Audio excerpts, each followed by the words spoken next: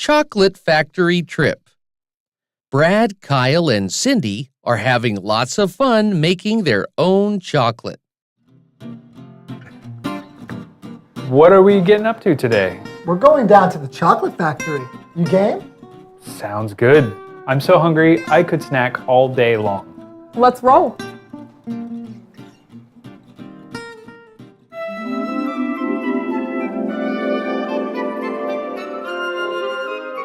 Nice! The tour is free? That's awesome! I know, right? We even get to make our own chocolate. Whoa, check out that giant chocolate blender. Don't you just want to dive in? Ew, keep your dirty self out of my snacks. That's right, dude. Let's just get to it and make our own. You guys doing milk chocolate or dark chocolate? Dark all the way. Good call. What can we add? Looks like they've got a bunch of different nuts, some dried fruit, and sprinkles. Sprinkles? What are we, preschoolers?